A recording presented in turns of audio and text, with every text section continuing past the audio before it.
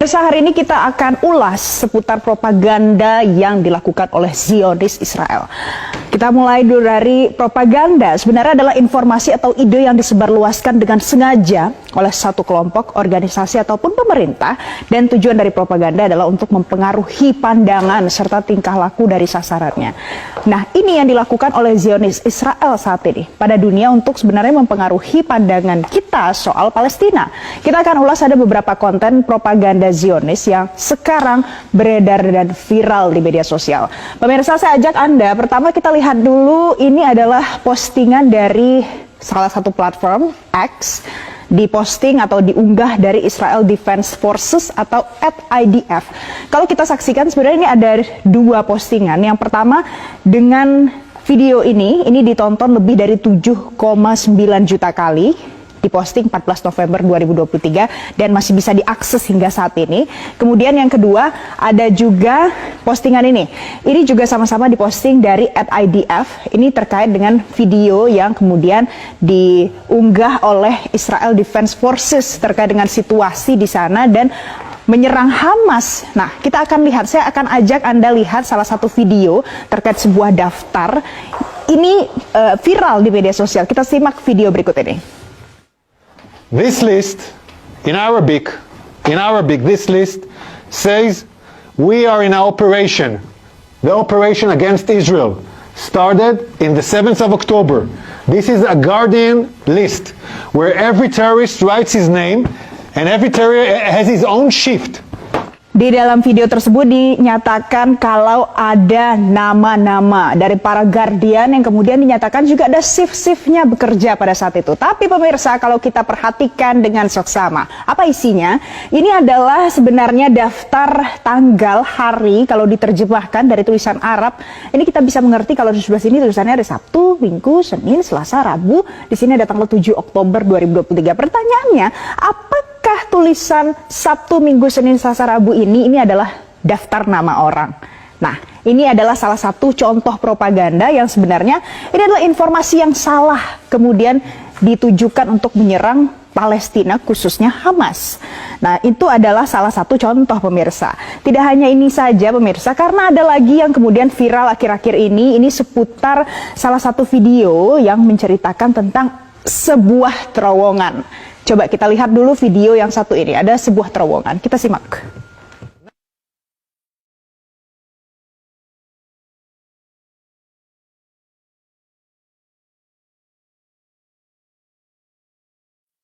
Dinyatakan kalau ada sebuah terowongan, punya kedalaman 20 meter lebih.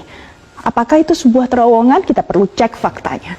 Jadi ternyata kalau setelah dilihat ini dari gambar yang diunggah di dalam video tersebut, dicocokkan dengan pernyataan yang disampaikan oleh petugas kesehatan Gaza, Mohamed Zarkot, yang mengatakan itu adalah titik perakitan kawat listrik. Ini disampaikan oleh Mohamed Zarkot ini pada tanggal 17 November 2023. Jadi intinya adalah video yang disampaikan oleh salah satu militer Israel tersebut ini adalah berita yang salah ataupun bohong, dan ini menjadi propaganda di media sosial. Tidak hanya seputar, kalau tadi kita sudah lihat ada list, kemudian juga sebuah terowongan. Nah, ada lagi pemirsa yang viral akhir-akhir ini. Ini kita lihat terlebih dahulu postingannya di postingan yang ini. Nah, ini akhir-akhir ini viral di media sosial karena ada tulisan gambar di Twitter, di X. She was taken hostage by Hamas tanggal 7 Oktober, menjadi yang tersandra, namanya adalah Ori Magishi. Tapi ternyata pemerintah Israel secara resmi mengatakan bahwa Ori Magishi ini sudah dibebaskan dari tahanan pada tanggal 30 Oktober. Nah, pertanyaannya adalah pemirsa, bagaimana dengan video aslinya? Kita simak video yang berikut ini. Ini adalah video aslinya. Kataib Al-Qassam, tactical radio communications, which we will analyze, lots of disks, which will be analyzed, and a computer, which at first glance already provides a lot. Pertanyaan kritis publik adalah mengapa di sini kita bisa menyaksikan ada gambar laptop lengkap dengan foto Ori Magishi di dalamnya, tapi di video aslinya ternyata sudah di-blur. Jadi video tersebut sebelumnya sudah diposting, kemudian di take down dan di repost lagi dengan laptop yang sudah di-blur. Jadi kita tidak bisa melihat apa isi laptop tersebut. Nah, isinya kita saksikan di postingan yang pertama. Ini adalah foto Ori Magishi, salah satu tahanan yang kemudian sudah dilepaskan dan diakui oleh pemerintah Israel. Kemudian pemirsa, yang tidak kalah menarik lagi adalah yang bisa kita lihat diposting secara resmi di Instagram dari Benjamin Netanyahu. Kita lihat video yang satu ini. Video singkat yang diposting di Instagram Benjamin Netanyahu, Perdana Menteri Israel, yang mengatakan bahwa ini adalah markas di bawah salah satu rumah sakit yang ada di jalur Gaza, yakni Rumah Sakit Al-Shifa. Tapi ini sebenarnya kemudian dikatakan dari IDF bahwa ini bukanlah markas, tapi ini adalah sebuah seperti command center seperti itu. Kemudian disanggah lagi yang kemudian disampaikan oleh Gedung Putih bahwa ini sebenarnya bukan sebuah command center, bahkan ini hanya sebuah simpul ataupun titik kumpul seperti itu yang ada di salah satu lokasi di jalur Gaza. Jadi ini adalah juga informasi yang salah, pemirsa. Nah, pemirsa, yang menjadi salah satu perhatian kita seputar propaganda ini adalah mengapa ini sebenarnya harus dilakukan oleh Israel. Apakah memang benar Israel melakukan propaganda?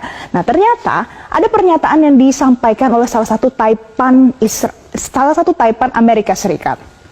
Namanya Barry Sternlicht, yang mengatakan seperti ini, secara resmi.